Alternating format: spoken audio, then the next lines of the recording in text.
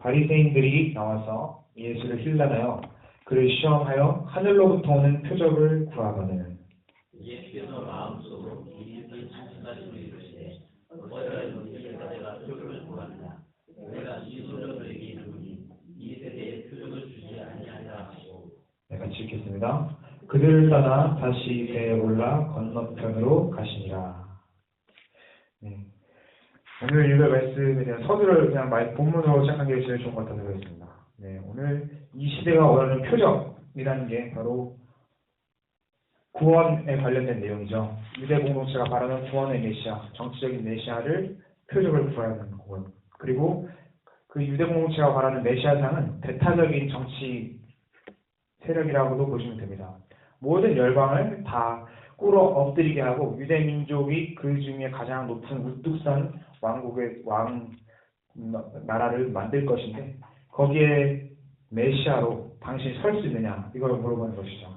배타적인 구원관을 바탕으로 한 것입니다. 유대 민족 밑에 모든 백성을 다 깔아붙이고 그 중에 왕이 당신이 되어줄 수 있느냐, 아니 당신이 그 왕이냐 물어보는 것이죠. 그 표적을 물어보는데 그것들을 통해서 오늘 우리의 삶과 한번 적용을 하면 좋겠습니다. 본격적으로 설교를 시작하기 전에 하나 시를 준비해봤는데 하나 읽어보면 좋겠네요.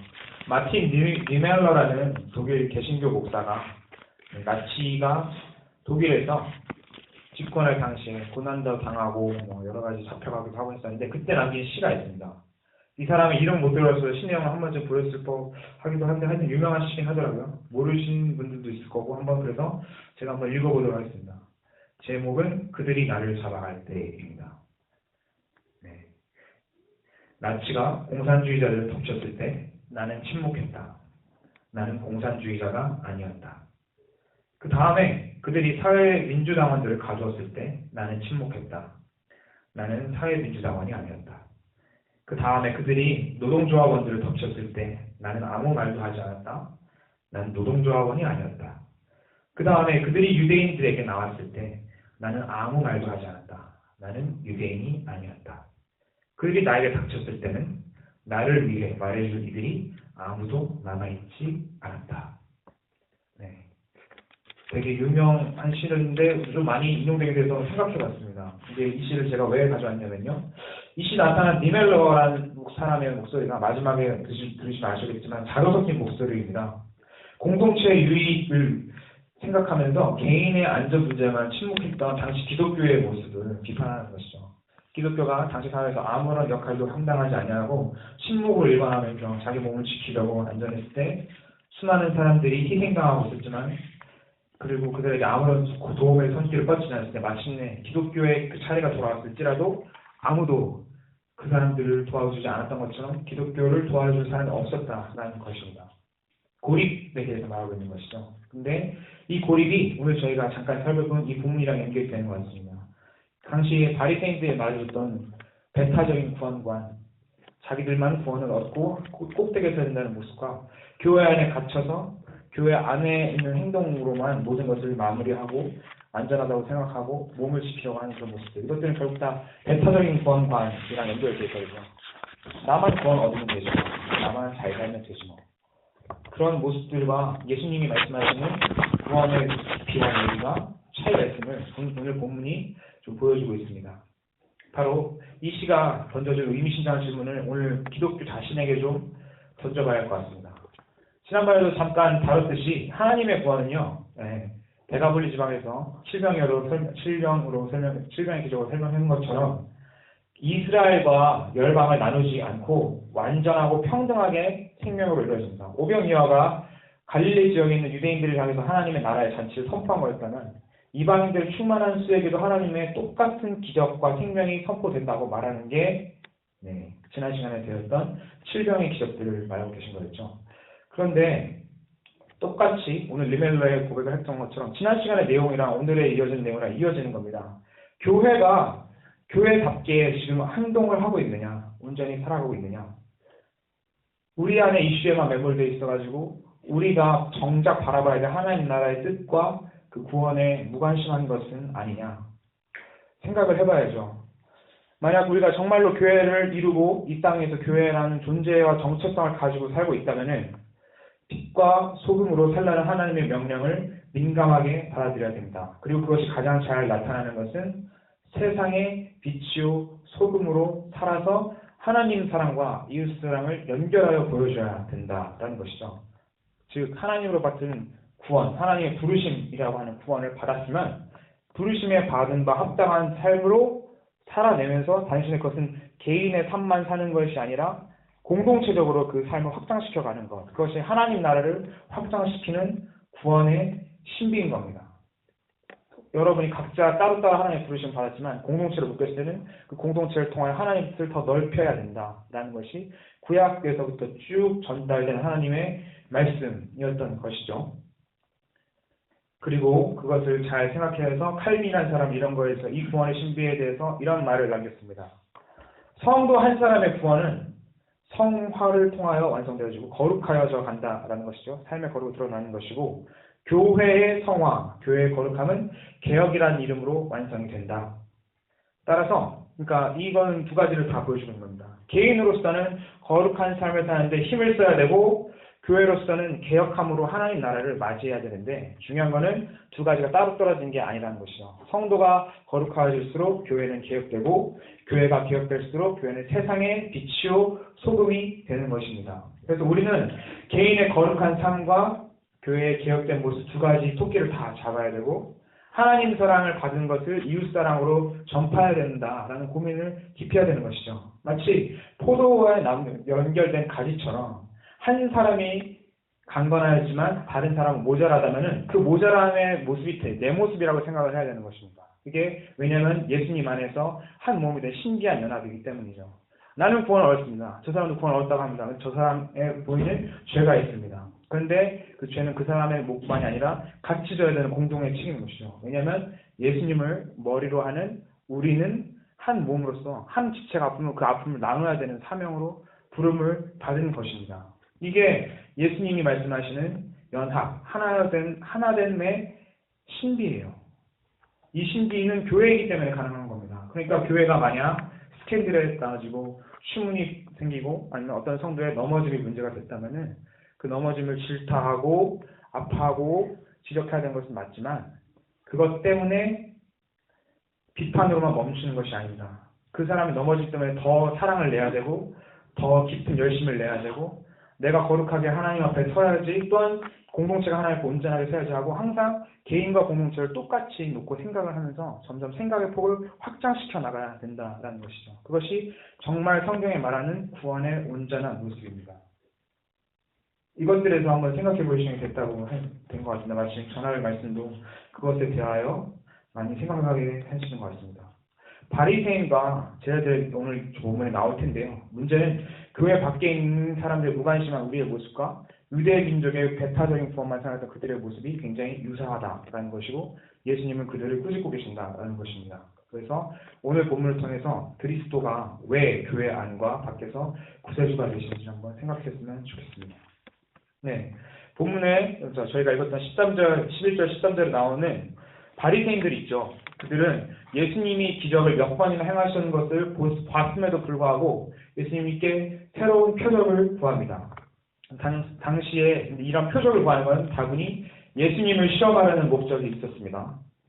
예수님을 시험하려는 목적이 뭐였냐면은 아까 제가 잠깐 언급했듯이 과연 당신이 이 하나님 나라, 그들이 생각하기에는 로마 나라까지 정복하고 이 땅에 정점에 있어야 될 그 나라의 왕이냐, 왕이라면 시원하게 좀 말해달라 라고 하면서 표적, 헬라어로는 세메이온이라고 했는데 이 세메이온이라는 단어 때문에 더 독특한 것 같습니다.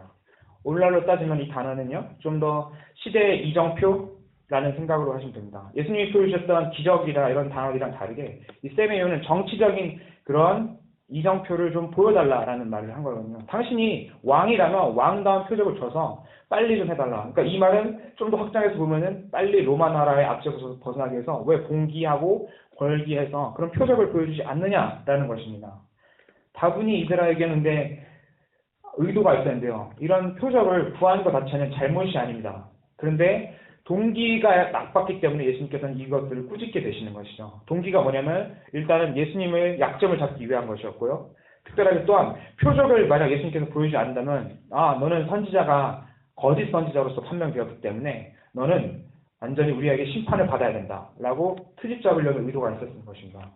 이들의 입장에서 잃을 게 없는 거죠. 예수님께서 만약 정치적인 메시아라면은 그들을 위해서 왕국을 세워주면 그만이고 아니라면 고발해서 잡아넣으면 되는 거기 때문에 단순한 그런 질문이 아니라 마음의 의도와 함정을 가지고 물어보는 것이었습니다. 이런 모습들은 저희가 한번 읽어봤던 마가복음 3장 22절의 바리새인들의 모습이랑 똑같은 모습이죠. 그러니까 예수님은 이런 의도에 어떻게 대하셨냐면 상대하지 않으시는 것이 항상 늘 그렇듯이 주님의 방법이 되었습니다. 먼저 심령에 깊이 탄식하시고 이 세대에는 그런 표적이 일어나지 않을 것이다. 즉 너희들이 생각하는 군사적이고 정치적인 표정은 절대로 내가 하나님께서 주지 않을 것이다 라는 것을 말씀하신 것이죠. 어찌 보면 하나님의 구원의 방식이라는 것이 결코 너희들이 원하는 대로 흘러가지 않을 것이다 라고 미리 예고를 하신 것입니다. 그리고 예수님은 그들을 떠나셨습니다. 그리고 이 무서운 말을 남기셨는데 더 이상 이 세대를 위한 사역을 하지 않겠다라는 의도가 보여진 것입니다. 떠나신다는 행동 자체가요. 그러니까 더 이상 공중을 향해서 본격적으로 하나님 나라의 오심을 선포하는 그런 사역은 점차 약화져가고 주님의 사역은 이제 후반기로 접어들어서 제자들을 위한 사역이 본격적으로 시작됩니다. 바로 가르침과 개인의 변화를 통한 하나님 나라 확장이라는 것으로 되고 있는 것이죠. 여기서 아까도 말했듯이 중요한 것은 이런 바리새인들의 질문의 의도 속에 있는 그런 배타적인 마음이 문제인 것입니다. 배타적인 구원관에 대해 예수님이 거부하셨기 때문에 떠나셨는데 그들이 뭐냐면 열방을 엎드리게 할 권능, 그 권세가 우리로부터 나올 것이다. 우리는 약속의 백성이기 때문에 이것을 강하게 붙잡은 게 유대민족의 정체성이었는데 이것 자체가 근데 사실은 하나님의 원 의도가 아니었음을 주님이 말씀하신 것이라고 봐도 됩니다. 이 짧은 세 절 안에 많은 것이 녹아져 있죠. 뭐냐면은 구약에서 하나님께서 이스라엘 부르신 목적은 단 하나로 나와 있죠. 제사장 나라입니다. 너네가 세계가 다 나에게 속하였는데 너네가 열방을 섬기는 제사장 역할을 제대로 하면 그 제사장의 모습을 통해서 하나님이 있다는 걸 알게 될 것이고 하나님의 존재를 알므로 너네는 모든 열방에게 복을 주는 백성으로서 서게 될 것이다. 이것이 아브라함을 통한 언약의 성취이기도 하고 그것이 이스라엘 받은 사명입니다. 그러니까 본질적으로 이스라엘의 사명은 섬김입니다.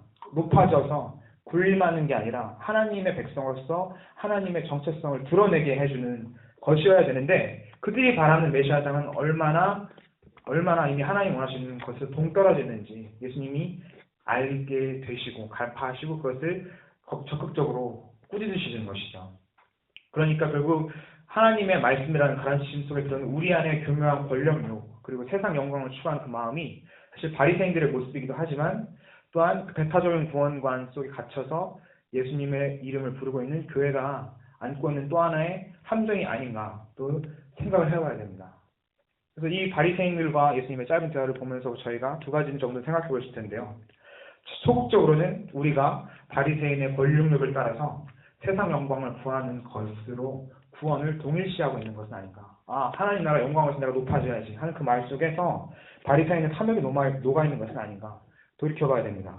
적극적으로는 주님이 말하신 구원의 범위가 내가 생각한 것보다 넓구나. 온 세계와 온 열방의 화해를 요청하신 하나님의 방법이구나. 그렇기 때문에 더 큰 용서, 화해, 포용이 구원 안에 있음을 깨닫고 이런 가치들을 교회 속에서 이루는데 더 관심을 가져야 되는 것입니다. 하나님의 나라는 우리가 생각한 것 이상의 큰 것이구나. 하나님의 구원의 선포가 엄청난 것이구나.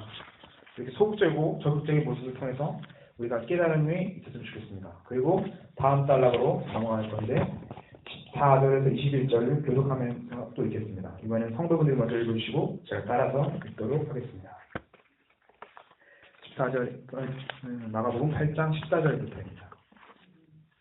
제자들이 또 가져오기를 잊었으니 이에서 회개할 그들이 없더라.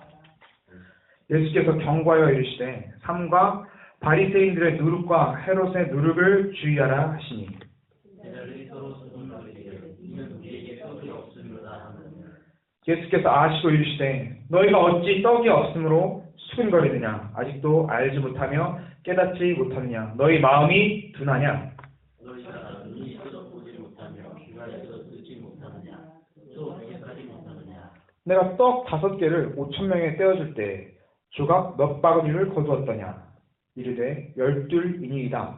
또 7개를 4,000명에게 떼어줄 때에 조각과 몇 바구니를 거두었느냐 이르되 7인이다. 이르시되 아직도 깨닫지 못하느냐 하시니라. 네. 여기서는 또 제자들의 내용으로 연결이 되죠. 근데 역시 앞에 있던 내용이랑 연결이 되는 단락입니다. 제자들의 가진 생각이 바리새인과 크게 다르지 않았음이라고 보여질 수 있습니다. 왜냐면요, 제자들이 떡에 대해서 가족끼리 잊었다라는 표현은 헬라어로 두 가지 뜻이 있는데 정말로 까먹었다라는 뜻이 있었고 고의적으로 이것을 하지 않았다, 마음을 둔하겠다는 뜻인데 후자로 보는 게 좀 더 정확하다는 생각이 들어서 그렇습니다. 제자들은 고의적으로 떡을 가져오지 않았습니다.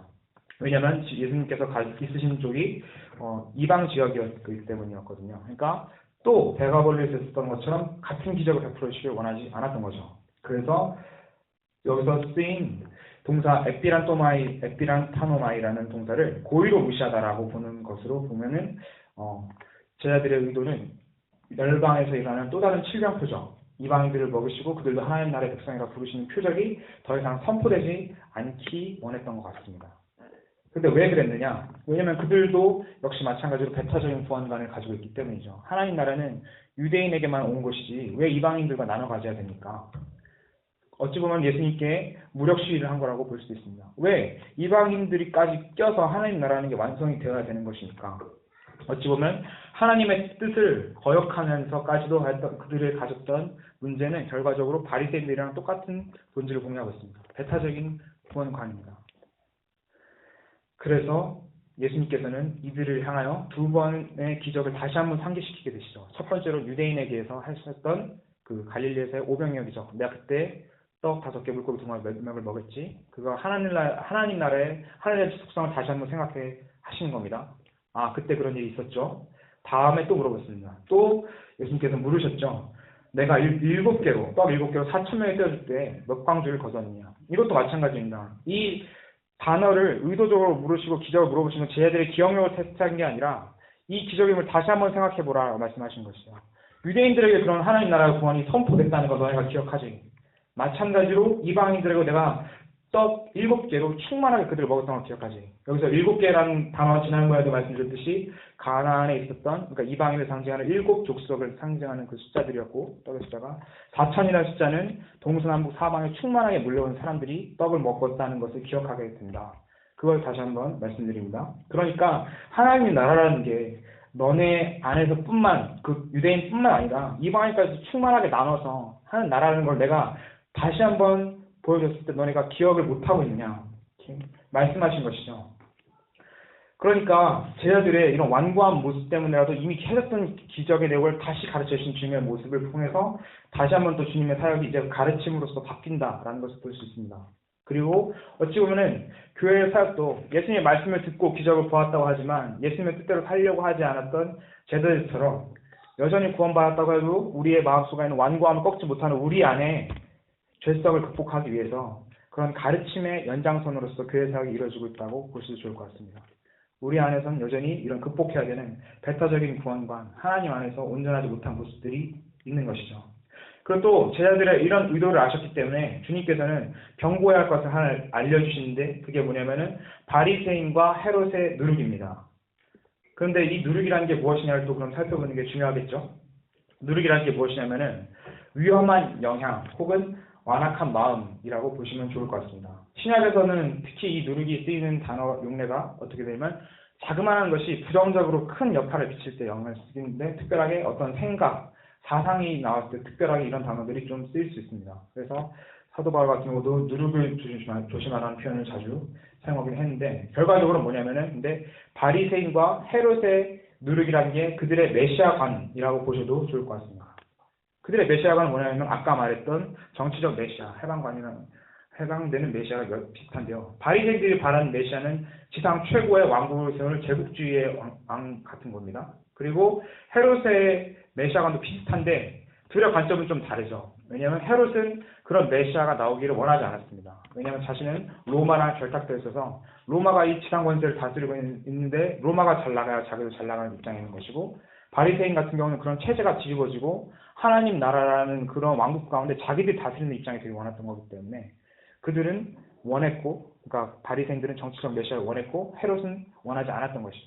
중요한 것은 그들이 바라보는 메시아 상이라는 게 다 정치적, 군사적인 힘을 가진 어떤 왕과 연결되어 있다라는 것입니다. 즉 그들의 노력이라는 것은 그들이 가졌던 왜곡된 메시아 상이라고 볼 수가 있는 것이죠.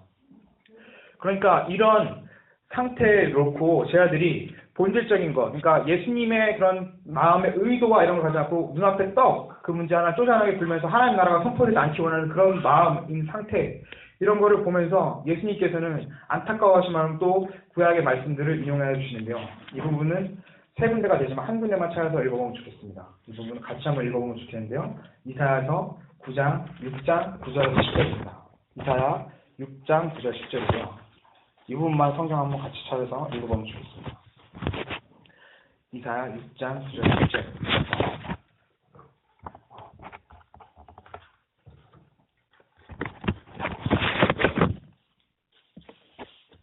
네.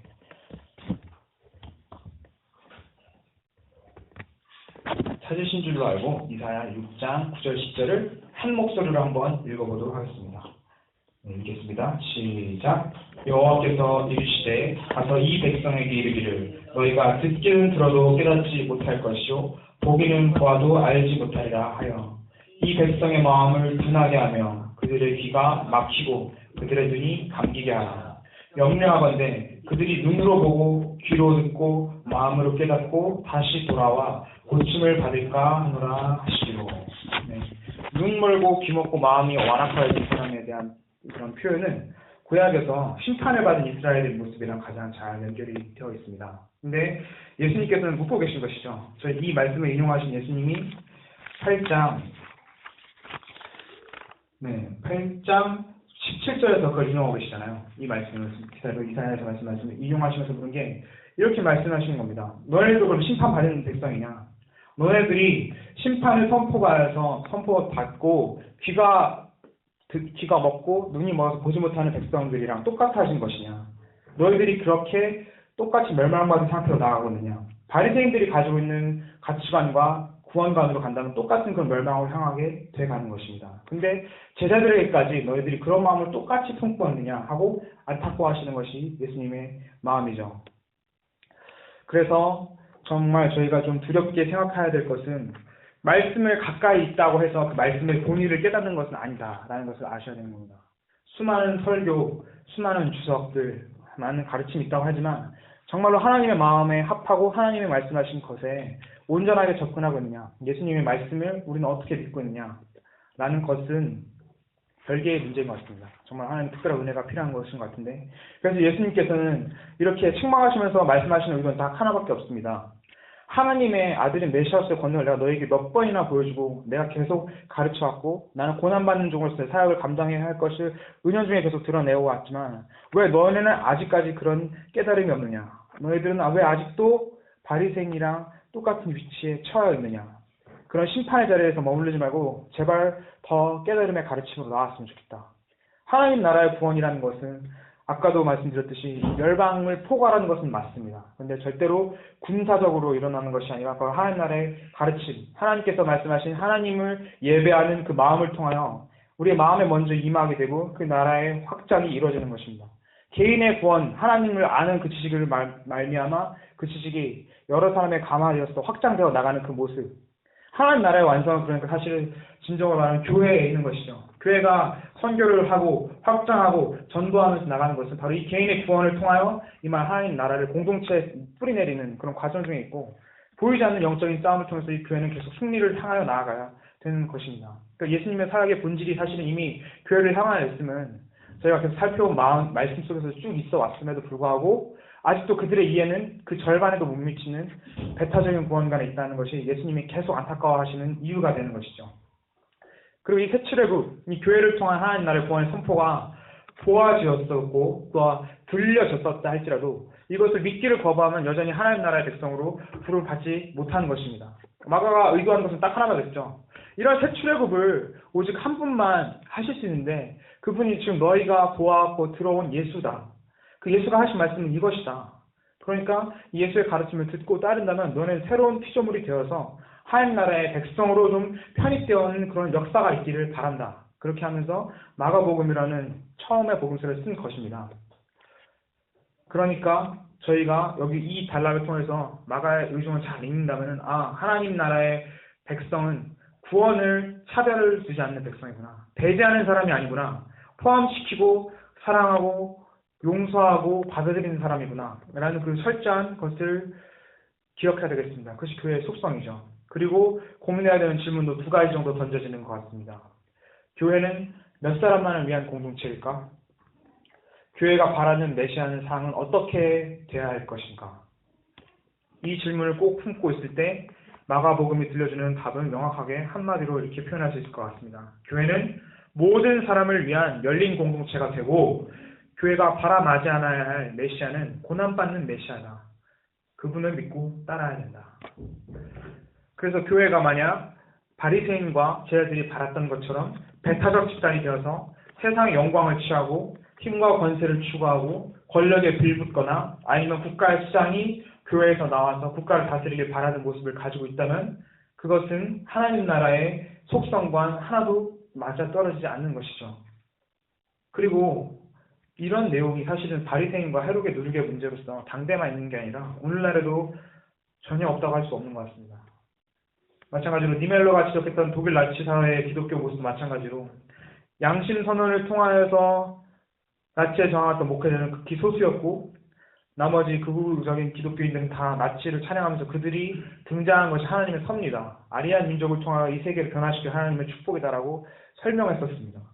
그런 바리새인과 헤로데스의 누룩 문제는 역사와 시대를 떠나서 계속 반복될 것이고 앞으로도 계속 존재할 것입니다. 왜냐하면 인간의 본성이라는 것이 변하지 않았기 때문에 그렇죠.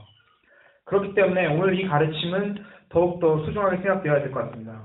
교회가 어떤 공동체이냐, 교회가 바라야 할 메시아가 어떤 공동체이냐, 메시아는 누구냐, 이 두 가지의 질문을 계속 던지면서 마가복음이 말하는 예수님의 모습을 쫓아갈 때 저희가 바라야 되는 것은 이런 곳인 것 같습니다. 더 낮아진 곳이죠. 배타성으로 우리를 가진 공동체가 아니라 포용하고 열린 공동체가 되어야 되는 것이죠.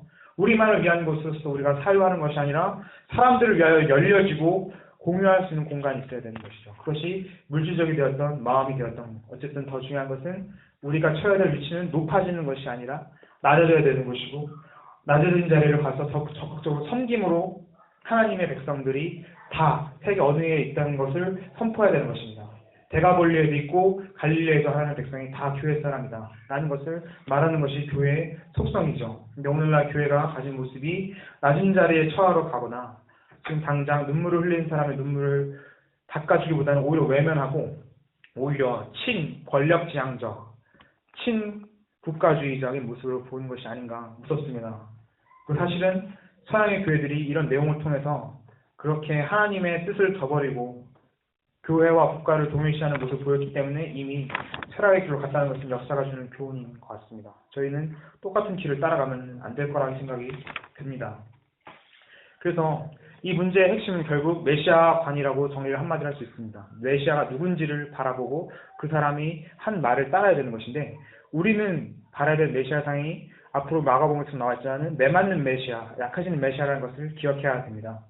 십자가의 신비는 당장 눈앞에 있는 권력을 통하여서 완전하고 강한 나라를 이루는 것이 아니라 매맞고 약해지고 죽어가지만, 그리고 이 땅에서는 고난과 고통밖에 없다는 삶으로 보일 수 있지만 그 이후에 영원히 완성될 하나님 나라에서는 오히려 그 땅에서 받은 고난을 통해서만 하나님 나라가 왔다라는 것을 증명할 수 있게 된다라는 것이죠.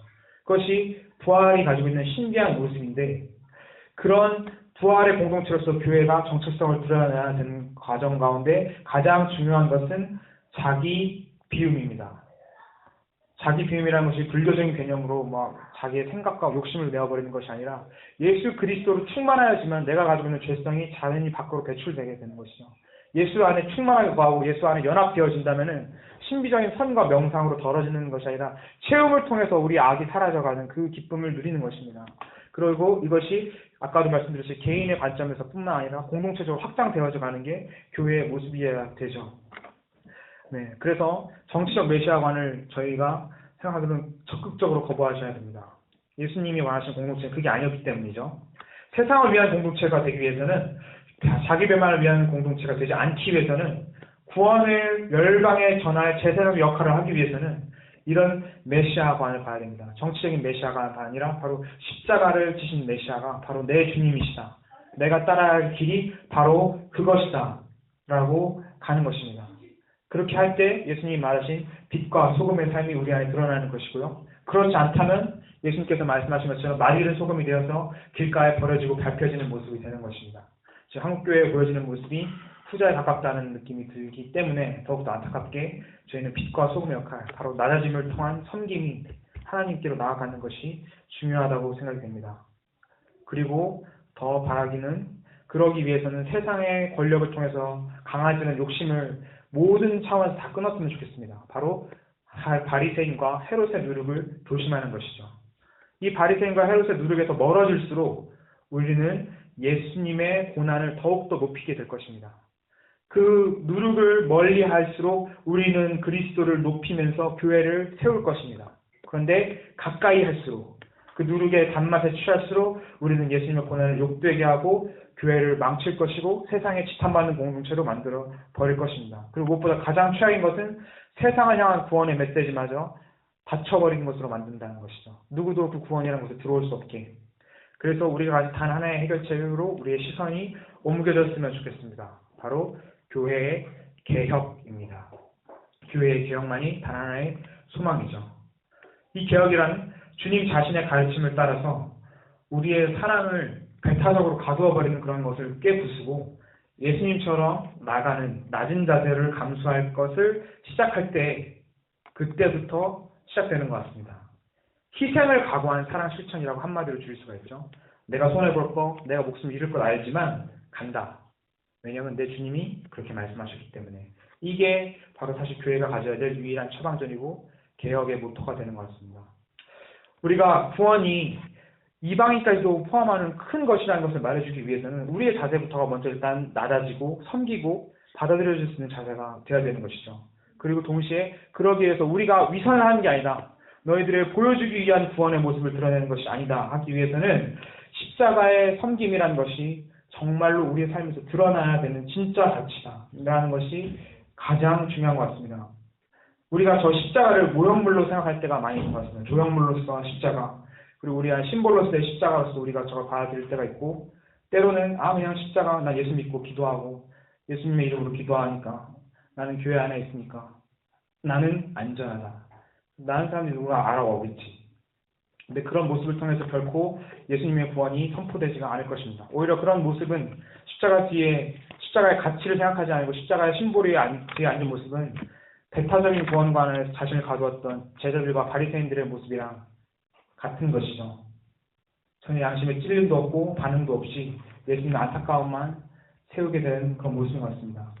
우리가 그런 십자가의 길을 진짜로 따르기를 원하면서 주님의 향기를 가지고 삶을 드러내야지 하고 할 때 그때 사망에 빠진 사람들을 구할 수가 있을 것입니다. 그런 것이 없다면 사실은 교회는 그냥 공동체일 뿐이죠. 모임 공동체일 뿐입니다. 아무런 기능도 역할도 할 수 없는 모임을 위한 공동체, 모임을 위한 모임을 만들어가는 그런 공동체로서 너무 지나치게 영적인 비만에 빠져있는 것은 아닐까. 바로 예수님의 십자가의 도와 정말 그 말씀하신 배타적인 구원관이 아니라 열린 구원관, 하나님의 나라의 도래를 기뻐하시는 주님의 모습, 그것들이 저희에게 한번 깊은 묵상거리가 되었으면 좋겠습니다. 그래서 설교의 결론으로 나아가겠습니다. 설교의 요약을 한마디로 드리면은 고난받는 메시아이신 그분을 따라 살기로 다짐하자라는 것입니다. 그런데 그 과정 중에는 배타적인 구원관을 반드시 버리는 것이죠. 제자들이 따랐던, 바리새인들이 원했던 권력과 명예에 대한 경각심을 가지고 우리의 구원이 모든 사람을 향한 차별 없는 것임을 다 선포해야 됩니다. 그러기 위해서 우리가 먼저 말씀이 원하는 뜻이 무엇인지를 기억해야 되죠. 매일의 기도와 말씀 묵상과 설교 듣는 것 가운데서 우리의 깨달음이 있어야 되고, 좋은 말씀 들어서 내 인생 잘 살아야지, 인생 컷을 받아야지, 그것이 아니라 십자가의 가치가 이 말씀 통해서 어떻게 드러날 것일까, 예수는 어떤 삶을 살라고 하시는가, 나는 그분을 지금 어떻게 따라오고 있는가, 이거에 대한 계속 실존적인 고민이 있어야 되는 것입니다. 이 고민을 안 하기 때문에 우리가 어찌 보면은 그런 맛있는 소금의 모습으로 변해져 있는 것은 아닐까 생각해야 되겠죠. 그리고 또 중요한 실천을 어떻게 할 것이냐, 과제로 남는 것 같습니다. 근데 이거에 대해서는 제가 대답을 해드릴 수가 없는 게 사람이 처한 상황마다 다르기 때문에 그렇죠. 어떤 실천을 그럼 나아지기 위해 고난을 어떻게 받아야 될까요?